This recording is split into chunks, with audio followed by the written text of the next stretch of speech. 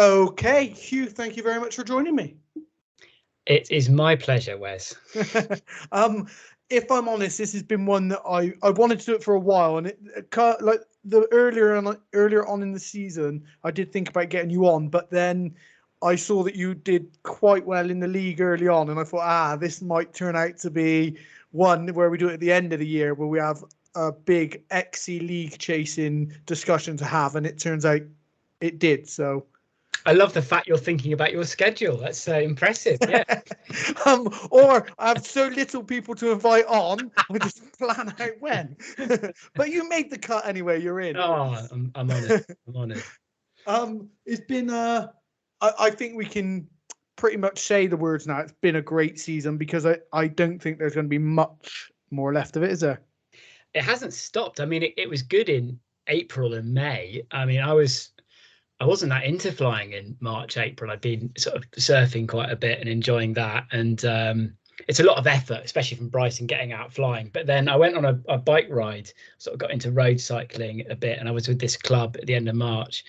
And I was cycling up Devil's Dyke and I saw pilots go over my head. And I was like, that looks like a lot more fun than what I'm doing right now. And I was like, okay, it just looks stunning. So like, okay, yeah, I'll get back into flying. But yeah, it's been an amazing year. Yeah, it's how do you go through the winter? Do you still fly or just do some stuff for the magazine or not really bother with anything?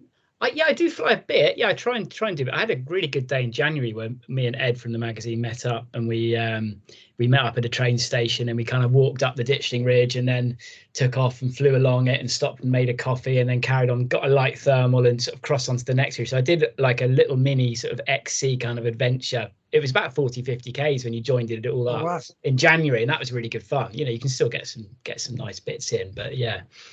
I mean, because I don't bother, like when my wing goes away from XC now, if it's the end of this month, it probably won't come out till February. I don't do anything. Someone might ask for a tandem, I might take the tandem out or something, but I get the Eagle out and I do other things, and I don't do anything then until the XC season starts again. And so I sort of lose track of who's actually still doing some flying and stuff, Yeah, fair enough. Yeah, well, down here it's a slightly different climate, so we sort of have, it's a bit like Monaco, kind of in France.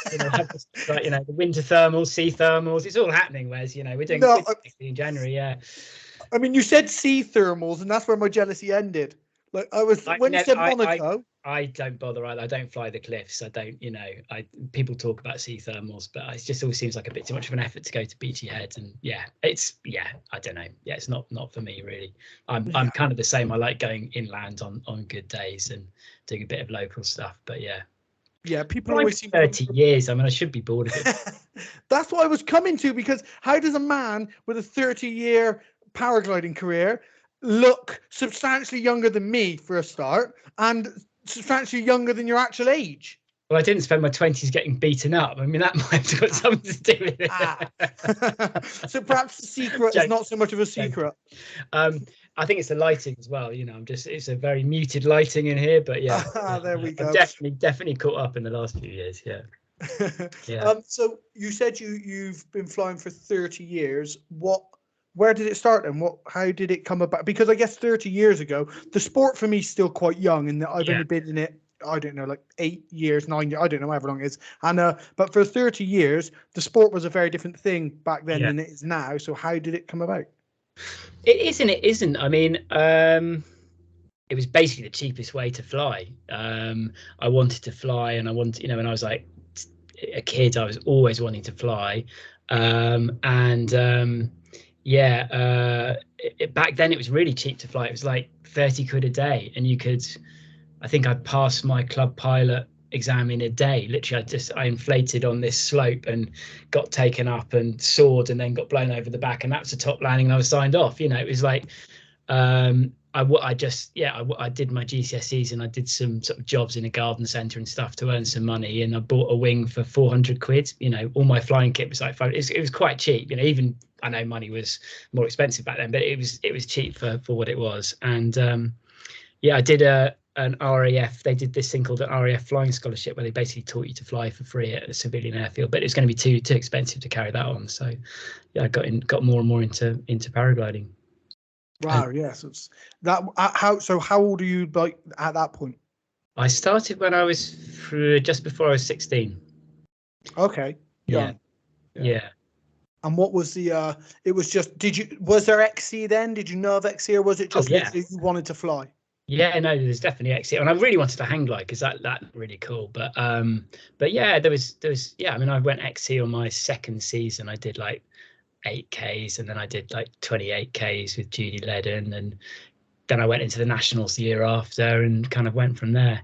And so yeah, I was really. I mean, the day. Yeah, I was there when Richard Carter did the first 100K flight. He did like 105Ks from Merthyr in '94. And the whole thing was it's like it is now. It's just magic. It's like just, my God, you flew 100Ks, you know, it's just mind blowing, you know? Yeah. Yeah. I mean, I've done a fair few hundreds now, but still every time I do 100, I still get like a little, like, even if the day ends at 115K and it was a 200K day, part of me is always still sort of relieved or happy that I've done 100, you know? It's like, still seems a bit of a benchmark. Yeah, for sure. Yeah, no, I know what you mean. Yeah, I mean the numbers, you know, this whole thing. Oh, I don't do Tesco points, I don't do numbers and whatever, but it's still satisfying, isn't it? You know, of course you enjoy the views and the feeling of thermaling and picking the right lines and all the rest of it. If you do 200Ks, it feels a lot better. So it is. Sorry, but it is exactly. And people like the league for me. It's not. I don't care about winning the league. It's not something I like go out at the beginning to aspire to do. Because I understand the commitment it takes from yourself, and because of Graham, spend a lot of time with him when he was pursuing it. So I don't ever go out to win the league. But every time I go out to improve my score on the league. Yeah. That's what the league does for me. It goes out and it pushes me or gives me something to say. That's your number, improve that, get better than that, do better than that. And it's never my smallest number I'm trying to knock off. I'm trying to improve my biggest number, you know, and that's what the league does for me. I am chasing points, but not if I bomb it 100K, I'm never sad about it. I'm like, oh, next time I'm going to improve those points, you know. You're a bigger person than me. But I'm not chasing the league. You've been chasing the league. Nor was I. I mean, I was chasing. I won it in 2016 after trying a lot. I was really trying, and Mike Cav was brilliant, and I was just fucking up all my instruments, and you know, I was just a mess basically. And then I got it together in 2016 and won that. And then in 2017 I was chasing it. In 2018 I gave up and just tried to fly as big flights as I could and just went for big flights, and then won it just sort of, you know, through trying new things and flying with Luke and Mark, who are absolutely amazing pilots. And then this year I definitely was not trying to win the league, and when I put the triangle in from Sharpen, I was like, fuck, this puts me in the league. And actually when I was like fifth, when people started doing big triangles, I was like, that's better, that's way better. Because honestly, being in the lead or being in the top three, it sort of does your head in a bit, because it takes, you think, well, I could win this, so I better just, I can't just commit to that, or I better just, you know, check this. And it's not great. It's not. Fool's gold is what Gavin McClurg. And you know, and all it means is at the North South Cup, you just go, oh, you get a little cup, and goes, hey. It's like no one cares. But you know. That's from. I mean, it would be prestigious to win the XC League, and I'm not talking it down in the slightest. It's not a motivation for me. No. More so because of how I've spent my professional sports career. So I sort of know.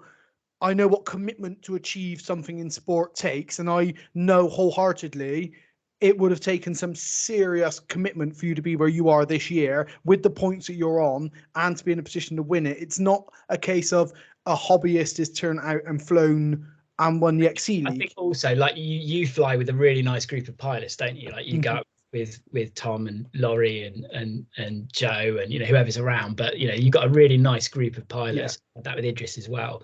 And I've, you know, the reason I've got back into it is we've got this amazing new group of pilots. I mean, I went on the southern sites earlier this year, and I basically didn't recognize anyone. It's like, who are all these really keen, enthusiastic pilots going, yeah, let's take off at 10, yeah, let's do this. And it's like, gee, I mean, the Southern Club in the last few years, there's this new group. It's called the No Cheesers, and it's basically just fly and stop fucking about.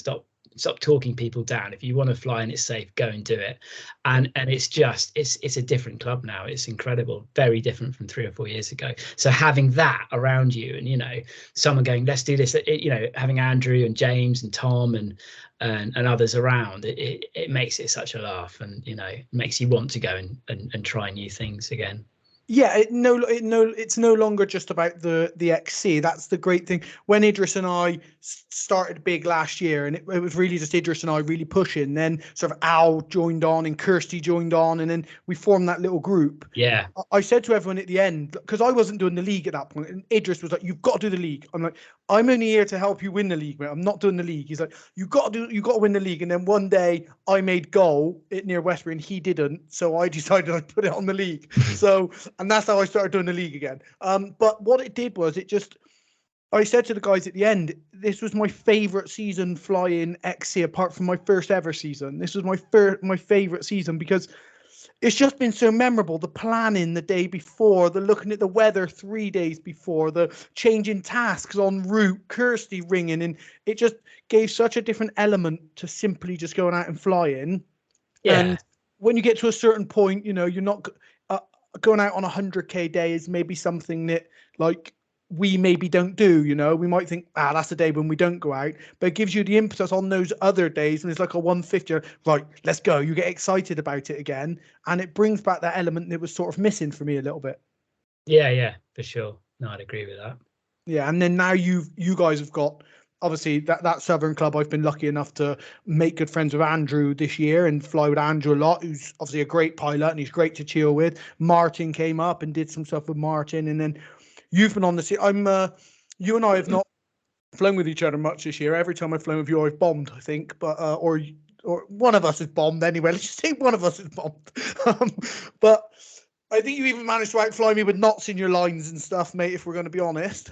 But that was yeah, that was fucking yeah. I mean, that was a strange day, wasn't it? Yeah, that was windy, and yeah. I didn't, it's one of those things. I was just like looking for somewhere safe to land, and yeah, it seemed safer to climb out and just glide a bit further. And then I was like, I sod it, I can turn this way, so let's go. Yeah. But yeah, that was an adventure. Yeah. Yeah, that was the day when I thought we were all going to do something together, but then because we'd got off earlier and you were sorting out your rig and stuff, and then when you launched, you and Andrew, you both seemed to be pretty low, and I was because obviously we all boomed up when we launched, Al and Lawrence, and it didn't happen for you guys. And part of me was like, oh, I don't know what's going on there. Maybe there's a missed cycle. And then James had started to climb, and I was like, I better go just in case, And it just turned out it was just 20-25 minutes ahead of you guys was just too soon. Yeah. I mean, it's funny, isn't it? Because it's obviously it's good to all fly together, and it's good to kind of make plans and all meet up and stuff, but actually flying is so fickle, and things, you just have to make the most of where you are at the time. And if the forecast, I sort of feel like, because we've got so much connection now, and anyone can message anyone, and everyone's sort of early in the season, everyone's like, what's your plan? And you sort of think, my god, 50 people are going to turn up on this hill, and then people change plans and stuff. And I think people get annoyed that other people, you just have to be pretty fluid and just be prepared to change the plan on the day and even on takeoff. And if you're in a good climb at takeoff and it's a windy day, you've got to go, because if you don't, you might be sat waiting for another hour. So exactly. I didn't hate you too much, Wes. It was one of those things where you guys Andrew came on the radio. He was like, "Are you guys even turning?" We were like 30k ahead of you or something, and I was saying to Lawrence, I was like, "Lawrence, we need to slow down because I know we need to be together, but just even when you're thermaling, the drift on it was just so much." I was like, we can't really, but the sky looks amazing. And then all of a sudden it just didn't. So yeah, I mean, I'm sure you didn't hate me as you were flying over Milton Keynes thinking, I'm sure that's where Wes landed a minute ago. But that's the great thing about this, right? It's, you go out and you've sort of got things sussed, that you can get a comp wing, launch it off of a hill, run, get a thermal and fly. You've got it sussed, right? This is it. How to paraglide. And then all of a sudden, oh, actually, there's a bit more I needed to know, because this hasn't worked out for me. That's the best bit about this, right? Yeah, Yeah, and I think it's constantly humbling, isn't it? And I think the thing that we all struggle with is it's so visual. You know, if you lose a game of tennis or table tennis or whatever, wow, it's the same ball going back and forth. When you don't do so well in paragliding, someone is literally 4,000 feet over your head and 5Ks away, and you know, you don't feel like your nose could get rubbed in it any harder. You know, it's really, really, really just evident, and we can overplay that and think that people who are, you know, only 5Ks away, already at the coast or whatever, and start comparing how we're doing with them. And it's really hard, I think, to wind that in and have faith in what you're doing and where you are, and just bring your focus back to what you're doing. So yeah.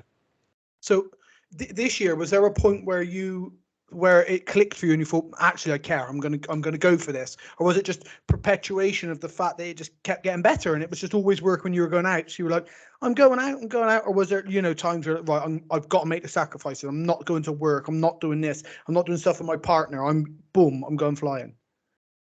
I think early on I kind of felt like I clicked with the Xeno 2 quite well. It's quite a sort of, it's not as sniffy as the Enzo 3, but it tells you what's going on in a way that you can start to trust it. So it's pulling you into climbs. So that gave me the confidence that, and I felt like I was flying okay.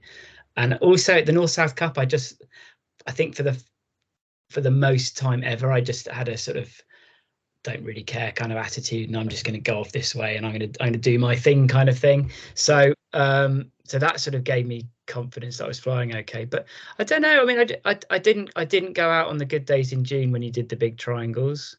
I've only really gone out on the days that I could. I mean, I work Monday, Tuesday, Wednesday for the NHS, so I can't really get out those days. I went out one Tuesday this year.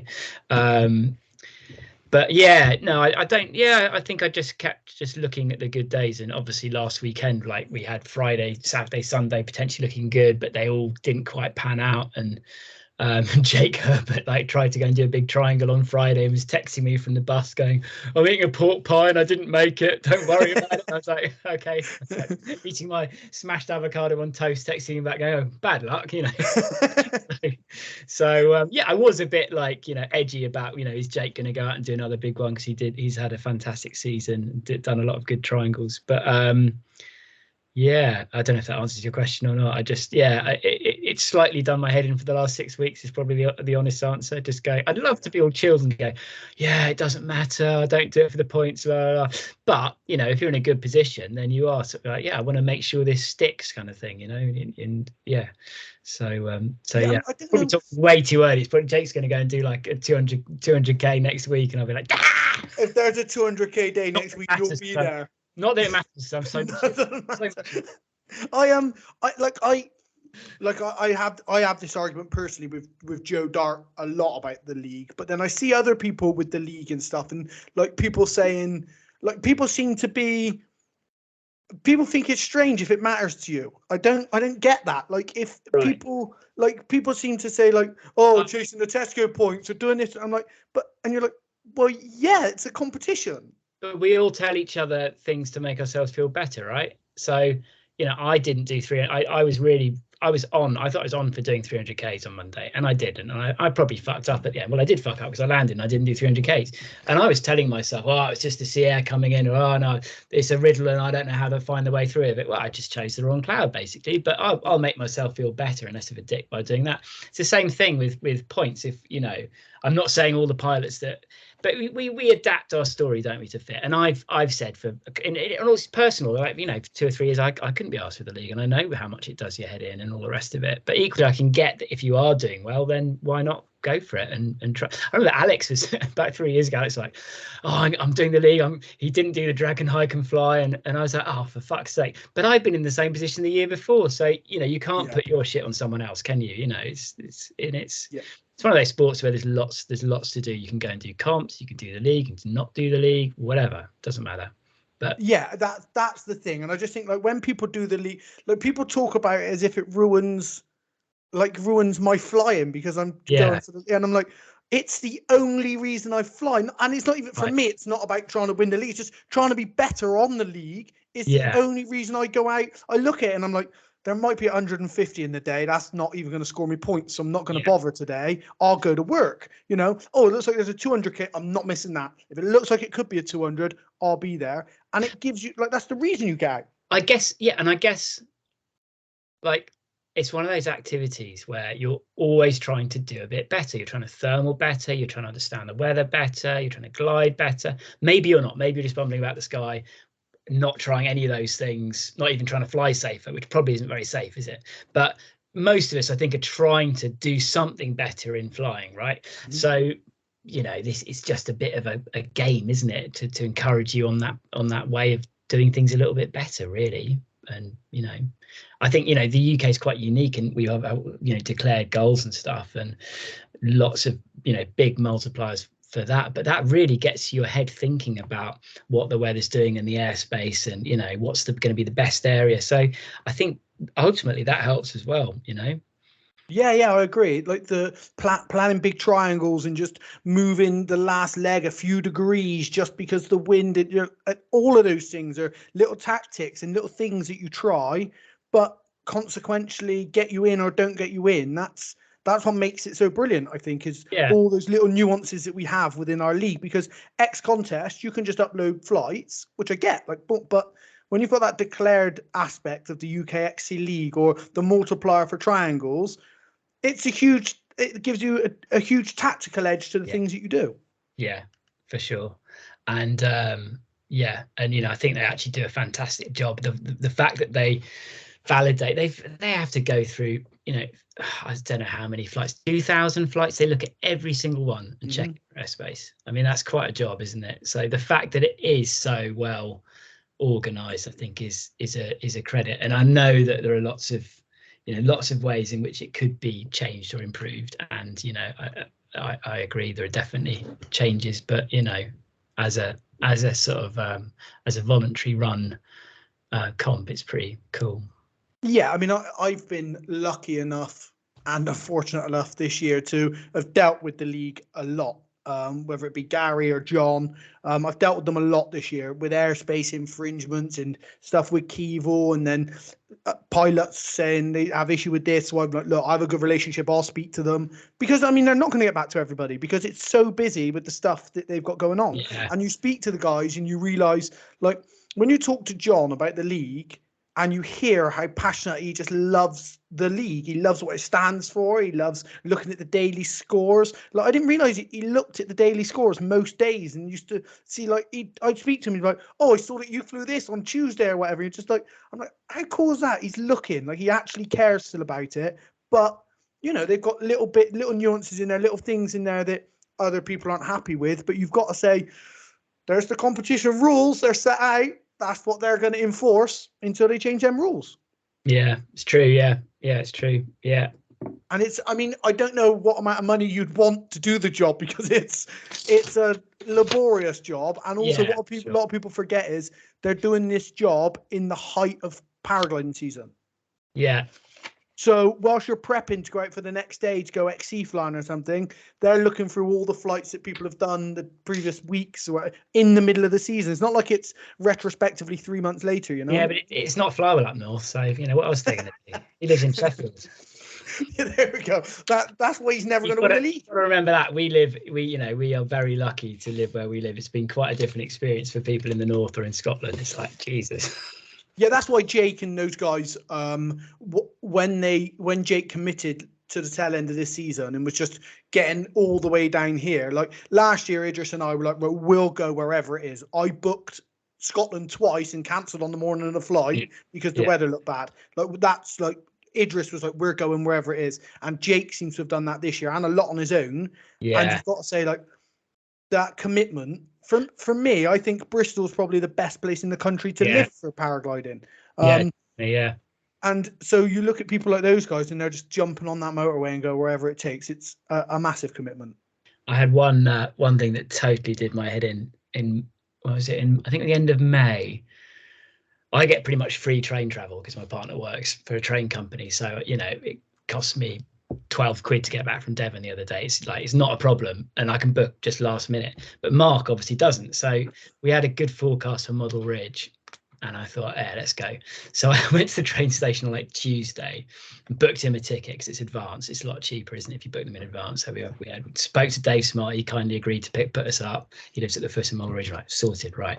And then obviously on Thursday, the forecast changes and it looks a bit more like Lord Seats. I ring Richard Carter. Go to the train station, buy another advance ticket. And I was like, and then on Friday, the whole fucking thing crapped out. And I was like, so it's basically, I was walking to the station with my paraglider and like 2 tickets. Mark had come off from work and I was like, that just did my head in. I was like, right, scrap the whole thing, get the refunds, just.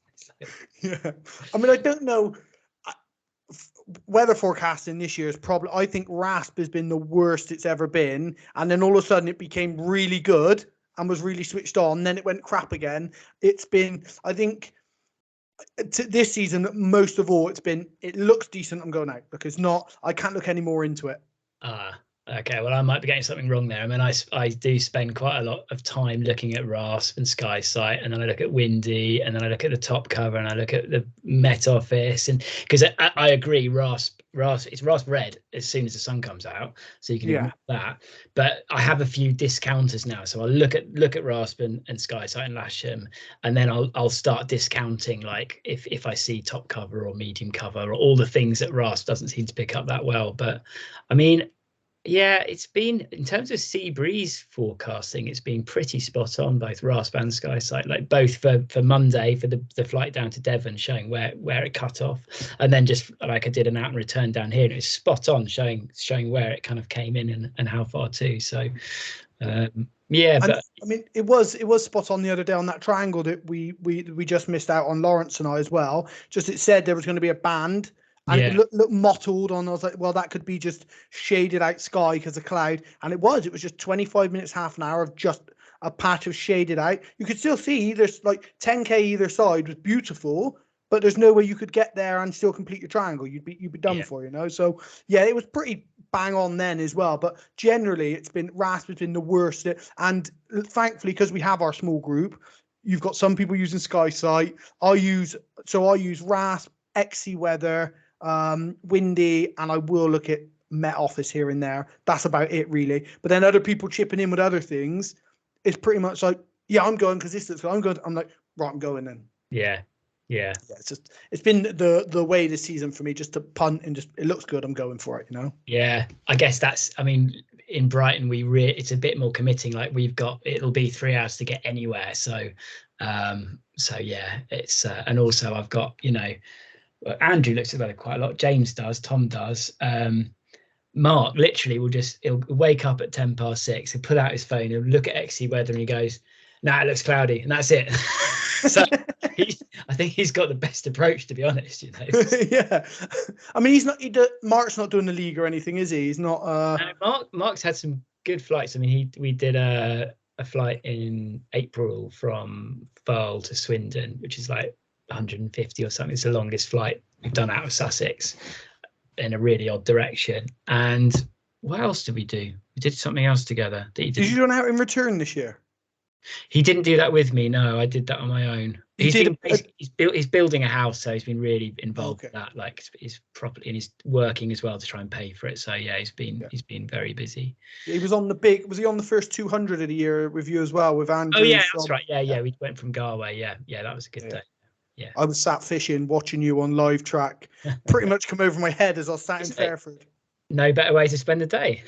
I guess it's better to have started not flying than to have started flying and bombed. It's better to have watched you flown over knowing that I wasn't with you an hour before, Right. There's some solace in that, I guess, but not a lot. Do you when you're in that sort of situation, you're not flying and thinking about others flying, and it's not going to be good for you to look at XC track, right? It's like smoking and picking up. It's not going to be good for you. You do it anyway, and then you do it again an hour later, and then you do it again an hour later. An hour? Well, you're on it. There's no. If I'm watching a flight and it's looking like it's going to be decent, 30 minutes is the longest. Really? Because I think if you're at 1,500 meters, 30 minutes is the long enough time, I think, for you to really fuck it up. Yeah. Or if you're still going to be doing quite well, I can look at it and be like, yeah, you're still doing well. Look at it in 30 minutes again. Do you know what I mean? So I think. Wes, can you be honest with me now? Yeah. So you're checking every half an hour to see if they fucked it up. It's a part of you kind of going, oh, go on, you're getting low. Go on, land. Mate, I tell you what. No, it's not. So part of me. There. When you say part of me, how big a part? You don't need to say any more. That's fine. That's fine. Very honest. No, I like. It's like, for me, it's like a masochistic thing, a sadism. It's like I look at it and I'm like, should have fucking gone, shouldn't you? Should have gone. And then I look at 20 minutes later and I'm like, see, should have gone, shouldn't you? And then if someone bombs 10k short of where they should, I'm like, it's a good job you went to work. And it's more, that's how I treat it, you know?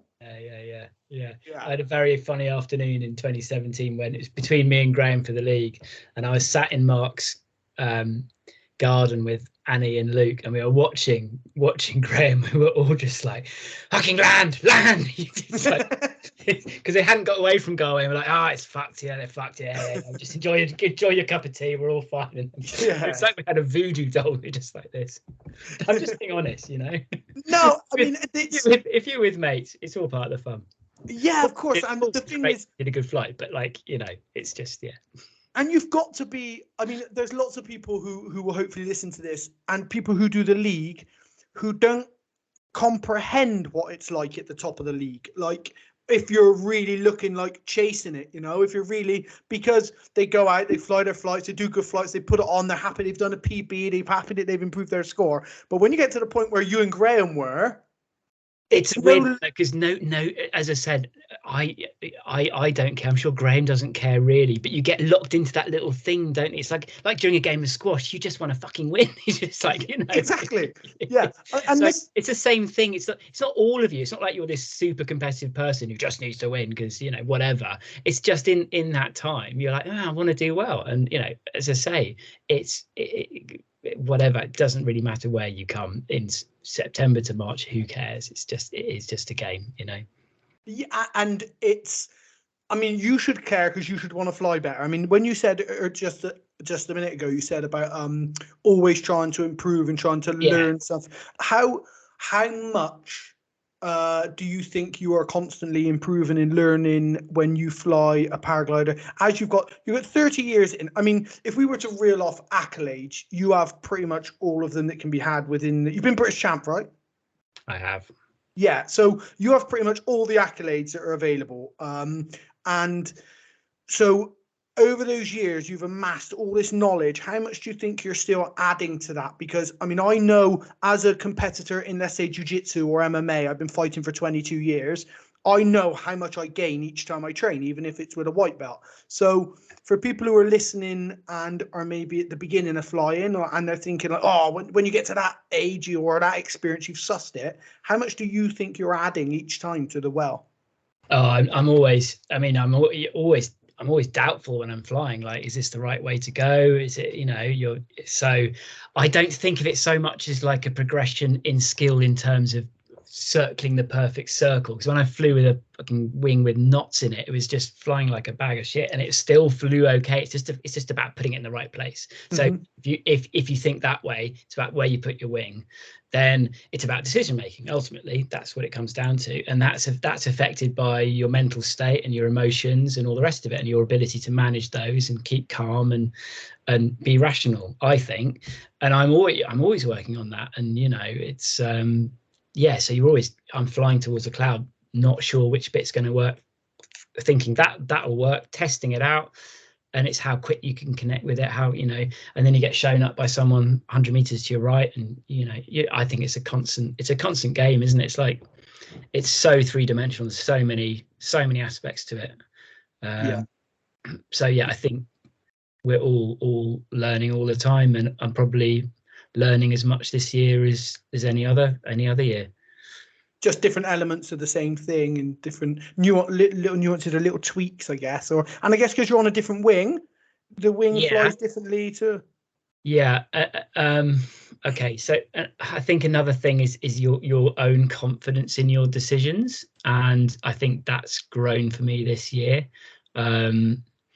it's particularly if you fly with really good pilots like with Mark and Luke and Roger, as I have, and Kirsty and others, you know, if they're flying a lot better than you, or they're leading out, you can start doubting your own kind of, you know, your own decisions.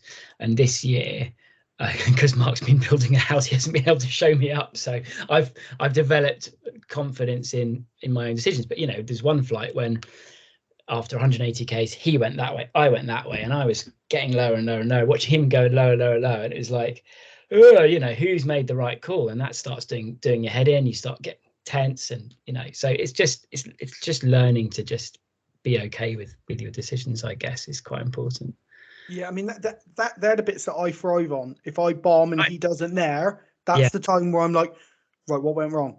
And then I'm looking at the sky. I'm looking at, you know, like, did I have any footage of it 10 minutes before, or what? And it gets in my head. Then I'm like, right, well, that's the bits that keep me paragliding. Because if I could go out and fly, my goal every single time, I'd be done, right? I agree. And I've been, after I took pictures in the Devon flight from about 240 k's on.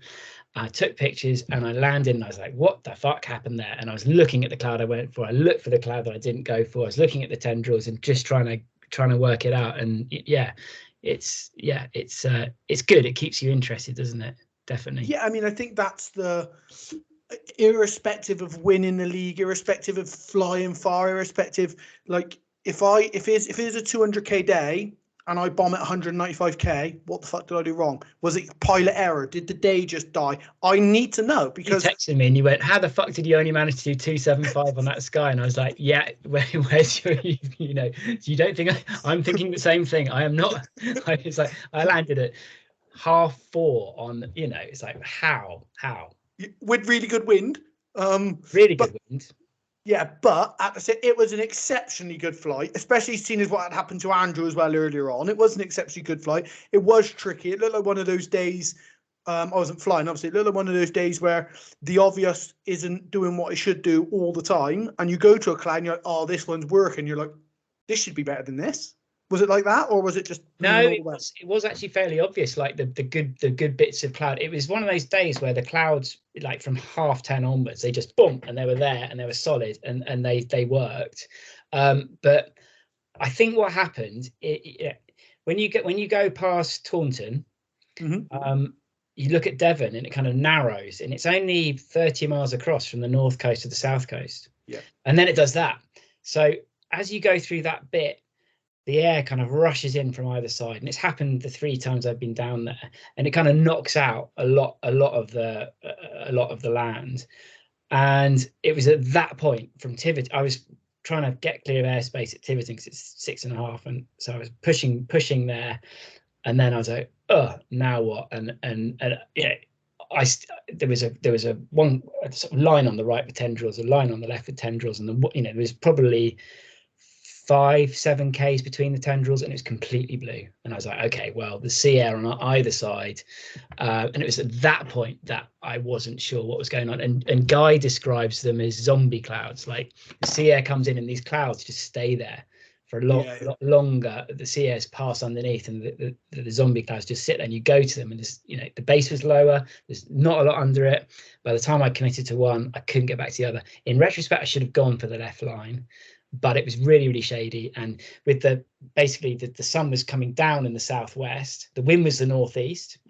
So the cloud was like strong at the front, the southwesterly side, but then the shadow was extending like a tail behind it. So you were gliding into the tail, trying to get through the shade to get to the upwind side where it was working. And I just thought, that's fucking miles away. I barely got the climb at Taunton, got quite low there, and I thought, I'm not going to make that, but I should have gone for it because it was the only option.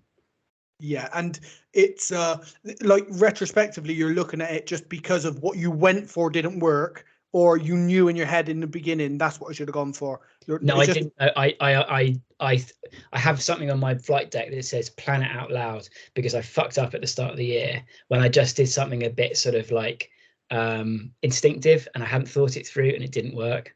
So I really tried, and that's why I took the pictures. I was like, right, there's this choice, there's that choice. I'm going for this choice, and the cloud looked better as I glided towards it, not worse. So I thought, well, I'll commit to it. But but looking at the pictures again now, I'm now, you know, thinking, well, actually that the longer glide under the shade into the better air probably won't. And you know, you can't get to St Ives. It's just, everyone talks about getting to Land's End. If you look at any RASP or SkySight forecast, it cuts off around a line Exeter to Bude. That's as because even in a howling wind, that's where the sea air comes in and it comes back. And the convergence line, you know, it was showing on the day before this little line to St Bude. So that's where I set the goal. But yeah, I didn't connect with it. There you go. Yeah, it's when you mention those clouds, like those zombie clouds, where I've seen them most prominent, because I've not flown that flight, where I've seen them most prominent is South Wales. You get them a lot as you're coming in. Say you're coming from like, I don't know, Llangollen or someone, you're coming down and you get towards South Wales and you see the sea breeze is hit. You can see it early on, and then it just sits there, a line of cloud that's a few hundred feet lower than everything else. And it's like there's a pane of glass and there's like paint water dribbling down the glass for a bit, you know, and I see it and it's just sat there and you're like, there's no point flying into that. That's done for, you know. So when you're explaining those clouds there, that's exactly what I envisaged, those South Wales clouds, you know. Yeah. I think there's this big myth that sea breeze fronts. Look at the convergence. You see the wiggle line on you know, along the south coast, don't you? And all it's an absolute load of bollocks. I've used it successfully 2 or 3 times for a short bit for 10-20 k's. That's it. You know, paragliders are just too slow. We can't do that thing that sailplanes can do. So you get a bit and then it's ahead of you. I mean, I'm still figuring out cumulus clouds anyway, man. I'm not like, you're talking about, like, people talk to me all the time. Joe always goes on about convergence and stuff, and we flew from Magic up to Real, and I lost those guys up near Snow, just as you got to Snowdonia, and Joe's like, oh, we should push over to the sea breeze. Look how good the sea breeze looks. Look how big the convergence looks. And I'm like, I just like cumulus. That's it for me. Those puffy clouds are the ones that work. I'm going to them, you know. Yeah. I think that's quite sensible. And you know, you get convergence.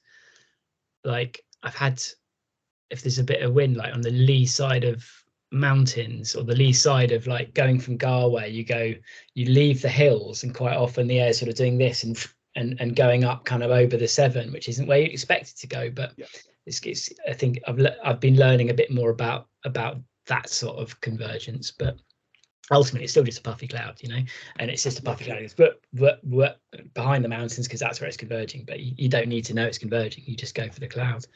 Yeah. That's. I mean, people get.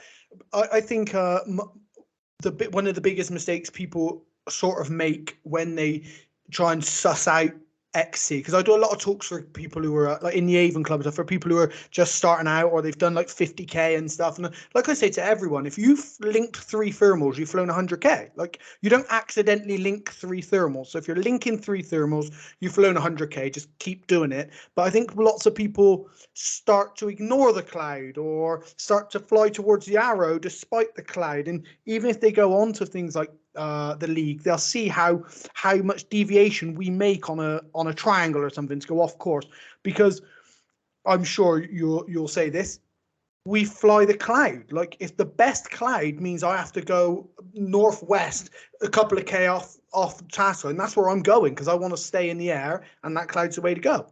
Yeah, I'd go further than that. I mean, after I fucked up it was this day, out and return day in April, and James Chancellor did really well and got back to the hill, and so did Marius, and me and Mark didn't. We were like, what the fuck happened there? Got on the bus, and after that, you know, the next flight I had, I went 90 degrees off course. I was like, no, this is shit. I'm going for that cloud. I need to stay in the air. And I think, you know, that sort of commitment to getting to the right spot and taking it to the top is what makes a difference. And when you're learning XC, you might sort of be in a 2-up that goes to nothing, and then you might think, well, I just have to glide downwind, rather than search more for what you've left. And it's that understanding of like the sky as a chessboard, being on the black squares and then gliding through the white ones or whatever, rather than sort of, I think, you know, I remember that, like, just being, it's all a bit more micro, isn't it? When you're learning XC and you're learning to thermal and read the sky, you feel a bump and you go, quick turn in this, and you don't realise that there's better stuff, okay, or whatever. It's just, we're all learning, aren't we? Yeah, exactly. It's nice for like for people to hear someone like yourself say about the big puffy clouds and stuff, because that's fundamentally. I mean, I've been lucky enough to fly with you guys now, and the best guys in the country, and I've learned because I've flown with you guys. That's why I developed the way that I did in paragliding, and it's watching you guys is like, oh, you do the stuff you say you're doing. It's not like you're telling me you do something and then you don't actually don't. If I'm doing a jiu-jitsu class and I say I'm going to choke you but I armbar you, it's not that. You're telling me you're going to the puffy cumulus clouds and you're flying this, and dark bottoms with puffy tops are better, and that is actually what works. And I mean, Yeah. I had a flight really at the beginning of this season. It was only 45k, but it was a great flight from Selsley, and I had it, and it was just because of you. One day we were it was completely clouded over, completely clagged in cloud, but there was all different dark shades of black and stuff. And I remember you saying to me once, or not specifically to me, I think we were talking about flying, and you'd flown a flight under a cloud, and you were like, yeah, but if you fly to the dark bits, like the dark bits should still be working, like the sky will still be working. And I flew that flight, and it was like flying cumulus clouds, but I was flying the darker, bolder patches of the sky. Nice. Yeah. It's those days are mad, aren't they? They're the best days because it's just such a surprise. You're like, oh. Yeah, no sun on the ground, nothing. Mate, really I know you're short on time today, but I'd like to just touch, because I think it's overlooked a bit, what you think the mental aspect of what we do. I mean, I think a lot of better pilots and a lot of people who say like, oh yeah, but he's a sky god, and I think a lot of these people just manage mentally better in the air, even if it's not with fear or anything. I just think even if it's managing the overload of information, or just saying like ignoring instruments and looking at the sky, let's say, and just because your vario's beeped a bit, actually a bit further through here. What would you say in relation to that, like in percentage wise? Is it a big game? The mental aspect is a big part of the game. That's well, I guess we've touched on it a bit, haven't we? In just thinking about, but there's a few aspects. There's your bandwidth, and that naturally increases as you do more flying, get more comfortable with the wing. Spend longer in the air. A lot of pilots struggle to stay in the air after 3 hours just because of the sheer concentration. Mm-hmm. And I was talking with another pilot like about the extra bandwidth it takes when you are literally making your own decisions and you're not worrying about what others are doing. That takes more thinking space. So all of that increases the more you fly, I guess. But the thing that I think a lot of good comp pilots share is you can't tell at the end of the day if they've had a good day or a bad day. They're just like, they're not kicking their helmet. They're not making excuses. I think that equanimity is a big part of it. I've done a mad diagram that it's like I'm trying to suss this out basically, and I'm doing a survey of 50 really, really good. Actually, I shouldn't tell you about this because I've got to survey like 2 batches of pilots, and I'm not telling pilots which one they're in, but I'm trying to compare set A with set B, and set A includes Russ Ogden and people who've done really well in the last couple of years, and I'm asking them about how important they think it is to deal with success and failure equally, and how important it is to be able to let go of what others are doing, and all that sort of stuff. I think that matters quite a lot, because as I said before, it's such a visually comparative sport where people who are doing a tiny bit better actually like they're doing miles better because they're 1,000 feet above you. So that dealing with that, I think, is important, because it does fuck with your head, obviously. I think for touching on that, I think people can you can hold people back worrying about what other people are doing. Yeah, you get guys who are really good on the hill. You see them firming up to $3.5 grand. They boat around all day at the hill. They land after 3 hours of flying, and I'm like, but what you did was an XC. You just didn't go anywhere. Like you could have done all of those things. Now it's doing that, and I think when they start when they overcomplicate it or look at other people as sky gods and stuff, they sort of overcomplicate the thing of, look, we know what clouds we're going for. We've seen pictures of them. There they are. There's the wind direction. Don't do anything stupid. Try and stay in this good air. And they overcomplicate it by overthinking it. But also, we're all sort of self-evaluating, aren't we? And we're giving ourselves a hard time or a good time. Not all the time, but sometimes during a flight, you might go, "Yeah, I'm nailing it. This is amazing. What a day!" And then literally, and there is a link here. I'm sure. I'm sure there's a link. You are then low on the deck, scrabbling. Quarter of an hour later, it's quite common for pilots to report that. Now, what's that about? Are they thinking the day is way better than it is, and they're way more confident in their abilities than to handle what changes come, and B, they then ignore signs of change, being a bit more cautious and reserved and not beating yourself up and not giving yourself massive pats on the back is, I think, definitely lends itself better to the ever-changing picture of flying, where it's all in flux, it's all in flow, you're making tiny little decisions all the time, you're changing your mind all the time, which takes me down to the ground because I'm useless on the ground. I'm always changing my mind, but when you're gliding, you're always just going this way or that. So I think having that sort of equanimity of self-evaluation is probably quite important too. Yeah, I think that equanimity is a really good word for it, I think, as well. It's like, yeah, I was thinking like of remaining neutral, but equanimity is a much better way of putting it, I think. Yeah.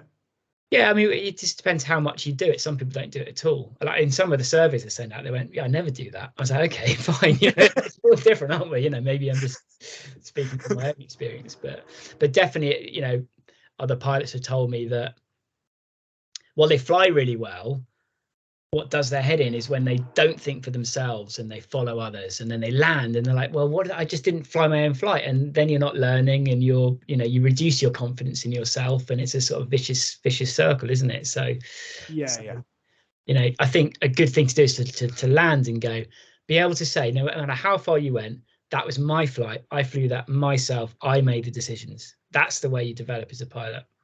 Yeah, I think so. Yeah, I think I agree with that. And I think a big part of that, though, is knowing my decision I need to make is to stay with this person, not to go renegade. I think lots of people will hear that and they'll think that what you're saying is you should just do your own thing, stuff what everyone else is doing. What you're saying is, I am saying that. no, you're not really. I am. No. I am. Now, okay, so it's more nuanced than that, isn't it? But ultimately, I am saying that. Now, if you're going to a patchy area, or you're going towards a cloud with two or three others, then yeah, it might make sense to fly with them, but you're still doing your own thing. You're not following them. And so many pilots say, "Oh, I'll just follow X, or I'll do Y." And it's like, no. If you follow someone, you won't have a clue what they're doing or why. You have to think it through for yourself. And I think the whole staying with the group thing, yeah, it's helpful to be in a group and work together, for sure. I'm not knocking it at all, but you have to be making your own calls and on the radio going, "I think this, what do you think? Let's do that." Be an active part of that group, because if you're sitting back too much, you're not going to learn. No, yeah, I agree with. But if we're flying and I'm off in a climb and I look and like I'm looking at you guys and they're doing better than me, but I am still going up. Oh, I'm not. Oh no. Knowing to say get there. Yeah, yeah, absolutely, yeah. That's part of the same process, right? That's that's you're like controlling your chip. there. Yeah. Pardon me? You're flying your own flight. Yeah, exactly. You are going there for a reason, because you're in a crap climate, and but a lot of pilots get left behind or drop, or if they're in that situation, others are pushing, they don't keep up with them because they're being conservative, then they'll get left behind because they'll be in a one-up and they'll be thinking, "Oh, I'm actually going to do better than these guys because I'm going to stay high," but then they're 5Ks behind. So again, it's having that confidence of, my decision is to crack on with these guys rather than sit half a K behind and just follow.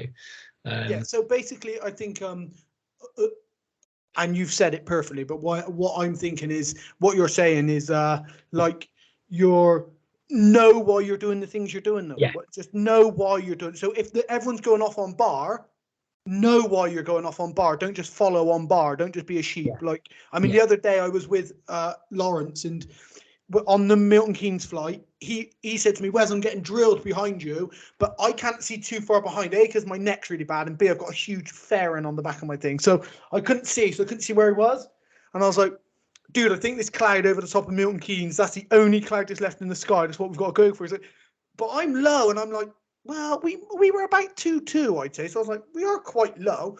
But then I look, and he is like 600 feet below me or something, and I was like, oh, we must have mashed the bar massively to get through the sink, I guess. But I don't want to be on the bar much because I'm coming down. We've got no sky fighter. Yeah. So the next flight, I was out and I'd be like, I was flying. I was like, Lawrence, just so you know, I'm on quarter bar.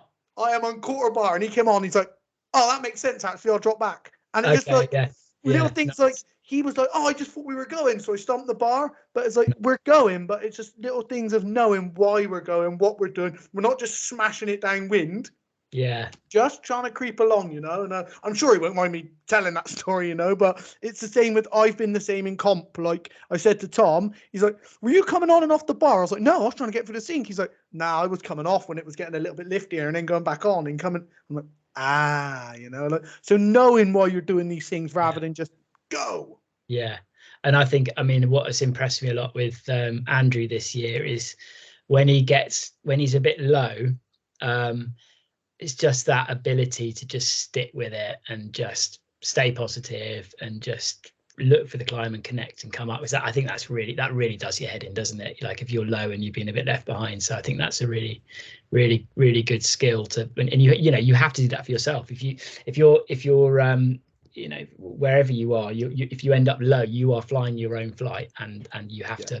So I think just having that, sort of trying to develop that attitude is really a lot of people, like 500 foot in vertical height can the difference in air in that can be just as much as a K between us. And people don't realize this. They think you're in the same air because you're below me.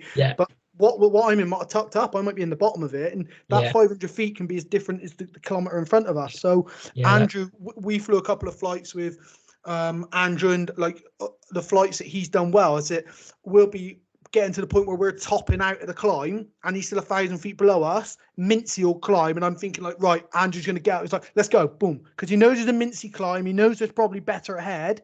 He's not like, I'm thinking we'll wait, and he's like, no, let's go, boom, and he's ready to go. He's a very sociable flyer, and actually, I'm going to contradict myself now, because if two of you are making completely different decisions and doing different things, it's that does sort of get in the way of team flying. And I think Andrew's really nailed the skill of team flying and staying up with you, and finding better lift and working as a team.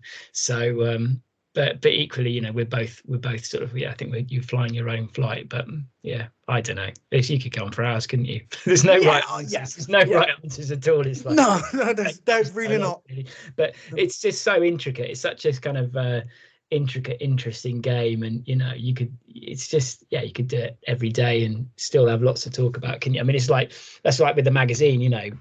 Done it for, well, God knows, 25 years or something now, and I'm lucky. I sort of sit back from it a bit, but there's always stuff to talk about. There's always stuff to write about. So with the magazine, Skywings, what was the evolution? How did that come about? How did your involvement? What happened? I know it's probably a bit longer than you'd like. That Cross Country was always like really nice magazine. I could never afford to subscribe to it when I was growing up. But then I was we had this in like 96 to 2000. We had this thing called the World Air Games. It's a FAI Cat 1 comp, and there was the Europeans, the Worlds, and the World Air Games. And the World Air Games is kind of like the baby, but it's trying to bring together lots of air sports into one country to kind of try and do a sort of like joined up thing, I guess. And I won that in 97, and Sherry Tevenot, the editor, I met Sherry Tevenot, the editor then, and she'd been doing it for like 12, 13 years, and she was clearly a bit sick of it. So she hiked me in, and I started working for her straight after university. And then about 6 months into working for her, and she made me the editor, and I was earning about $6,000 a year. She spotted an opportunity, but then she went on holiday to America with her kids, and her office was upstairs in this house in France. And Gérard Thévenot was her husband, very sort of famous hang glider pilot at the time. And I came back from a competition, and Gérard was there with another lady. I was like, okay. So Sherry's away. It was a little bit awkward, and Sherry comes back, and she's like, has another woman been here? And I was like, yeah, wow. They have, yeah. And then it's World War III, and understandably, she wanted shot with the magazine, anything to do with flying. And I was like, great, I've done this for 6 months. My name's going to go down with it, brilliant. Edited for 6 months and then flop. So I rang Steve Senior, who was he did the meet directing for the comp this year. Really nice guy, and he was, you know, really kind of entrepreneurial enthusiastic. And I was like, Steve, help! And he said, okay. So he it didn't cost a lot of money, but he chipped in some money. I chipped in a couple of grand that I'd been given from my grandmother when she died, and we bought it, and we went to Santander in '98, set up a trestle table, and kind of off we went. And I was very, you know, I was 20, 21, 22, and effectively self-employed in this sport I loved. I mean, it was incredible. And you know, yeah, it kind of went from there, I guess. And yeah, and I've been there was a couple of years when I wasn't involved with it, but I'm a part owner with Verity and Ed and Marcus now. It's a partnership really, and yeah, we're trundling along. But my main job is NHS, but I do cross country on Thursdays and Fridays, and yeah, love it. Yeah, I mean, it's the flagship magazine, isn't it? It's like the if you're into paragliding, other than Skywings, it's yeah, we do our best. The high bar. It's obviously it's a fabulous magazine. It's a brilliant magazine, and it's like if you're into paragliding, you know, Cross Country Magazine. It's that simple. But I often spoke to you, and I didn't realize that there was some like sordid Columbo-esque love affair involved in it, which makes an even better story. You could never let the magazine go now.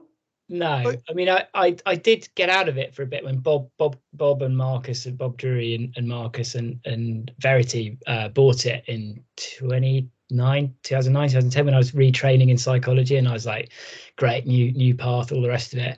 And then about 2011, I was like, I really miss it actually, because it's just nice being involved with a business that's, you know, with friends, and it's really unique. You know, it's like we publish books, and it's just fun. It's just really good fun, and you know, trying to make something as high quality as you can it's great. Yeah. And you know, we don't have any sort of commercial competition in terms of there have been other magazines that have come and gone, but we're lucky in being the only kind of worldwide magazine. So yeah, just wish the post prices would come down a bit.